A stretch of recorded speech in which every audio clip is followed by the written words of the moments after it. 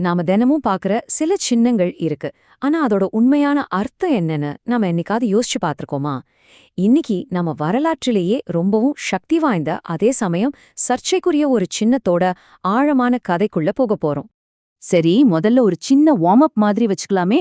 இந்த தங்க வளைவுகளை பார்த்ததும் உங்களுக்கு என்ன தோணுது? பர்கர், ஃப்ரைஸ், கரெக்டா? ஒரு குளோபல் பிராண்ட். ஒரு செகண்ட்ல அதோட அர்த்தம் நமக்கு புரிஞ்சிடுது. இல்லைன்னா இந்த ஸ்வுஷ் எடுத்துக்கோங்க.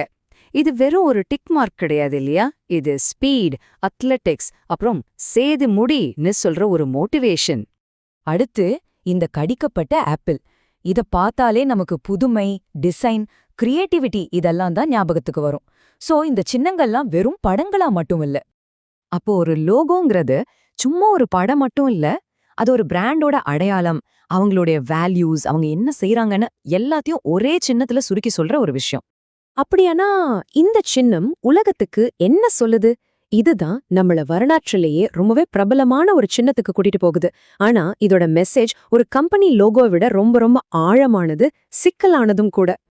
இந்த சின்னத்தை நம்ம சரியா புரிஞ்சுக்கணும்னா நாம முதல்ல அதோட கொடூரமான ஆரம்பத்துக்கு போகணும். ரோமானிய பேரரசுல சிலுவைங்கிறது ஒரு நம்பிக்கையோட சின்னமா இல்லைங்க, அது அதிகாரத்தோட ஒரு கருவி. அதாவது மத்தவங்களுக்கு அதிகபட்ச வலியையும் அவமானத்தையும் கொடுக்கணும்னு டிசைன் செய்யப்பட்ட ஒரு பப்ளிக் டூல். ஆனா அந்த உடம்புல ஏற்படுற வலியையும் தாண்டி ரொம்ப ஆழமான ஒரு ஆன்மீக வேதனையும் இருந்துச்சு. அதுதான் இந்த உலகத்தோட பாவங்களை எல்லாம் சுமக்கிற அந்த பாரம். உண்மையில சிலுவையோட கதை அங்கேயே அந்த மரணத்தோட முடிஞ்சிருக்கணும், ஆனா முடியல. சரியா 3 நாளைக்கு அப்புறம் இயேசுவை ஃபாலோ பண்ணவங்க எல்லாரும் பயங்கர துக்கத்துல இருந்தாங்க. அவங்க கல்லறைக்கு போறாங்க. ஆனா அங்க பார்த்தா அந்த பெரிய கல்லு உருட்டி வைக்கப்பட்டிருக்கு. உள்ள போய் பார்த்தா அவங்க பார்த்த ஒரு காட்சி எல்லாத்தையுமே மாத்த போகுது.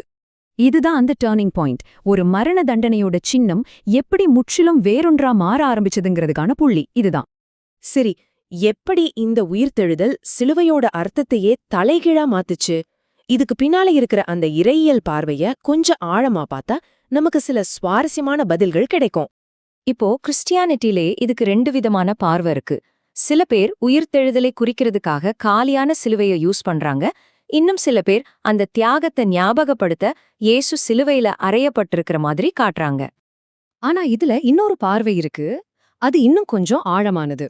ஆர்த்தடாக்ஸ் தியாலஜி படி பார்த்தா அந்த கடைசி டின்னர், சிலுவை, உயிர்த்தெழுதல், இது 3ம் தனித்தனி சம்பவங்கள் இல்லையா? அது எல்லாமே ஒரே மீட்பு செயலோட பாகங்கள் தான். அதாவது இது ஒரு தொடர்ச்சியா பாக்குறாங்க. இயேசு கடைசி இராப்போசனத்துல தன்னை அர்ப்பணிக்கிறார், சிலுவையில அந்த அர்ப்பணிப்பை நிறைவேற்றுகிறார், அப்புறம் உயிர்த்தெழுதல் மூலமா அதை உறுதிப்படுத்துகிறார். இந்த மேற்கோள் அது ரொம்ப அழகா விளக்குது. உயிர்த்தெழுதலோட வெற்றிங்கிறது சிலுவைக்கு அப்புறமா நடந்த ஒரு விஷயம் இல்ல, அது அந்த தியாகத்துக்குள்ளேயே இருந்துச்சுங்கிறது தான் இதோட மைய கருத்து. அப்போ இதுல ரொம்ப முக்கியமான பாயிண்ட் என்னன்னா, உயிர்த்தெழுதல் இல்லாம சிலுவைங்கிறது வெறும் ஒரு மரண தண்டனை தான். அந்த உயிர்த்தெழுதல் தான் பாவங்களுக்கு பரிகாரம் செய்யறதுக்கான சக்திய அதுக்கு கொடுக்குது. இது எல்லாமே நம்மள ஒரு முக்கியமான கேள்விக்கு கொண்டு வருது. இன்னைக்கு இப்போ வாழ்ந்துட்டு இருக்கிற மக்களுக்கு இந்த சிலுவை என்ன அர்த்தத்தை கொடுக்குது? இதோட அர்த்தம் அப்படியே தலைகீழா மாறிடுச்சு. ஒரு தோல்வியோட சின்னமா இருந்தது இப்போ வெற்றியோடவும் மீட்போடவும் ஒரு பெரிய சின்னமா பார்க்கப்படுது. அதாவது ஒரு சோகம் வெற்றியா மாறுது, துன்பத்துக்கு ஒரு நோக்கம் கிடைக்குது. இது ஏன் இவ்ளோ முக்கியம்னா, சிலுவையோட செய்தி இதுதான். நம்ம வாழ்க்கையில வர கஷ்டங்களுக்கு ஒரு முடிவு இருக்கு, அதுதான் கடைசி வார்த்தை கிடையாது. எப்படி ஒரு மரண தண்டனை கருவி நம்பிக்கையோட ஒரு பெரிய சின்னமா இருக்க முடியும்? இது வரலாற்றையே வடிவமைச்ச ஒரு முரண்பாடு.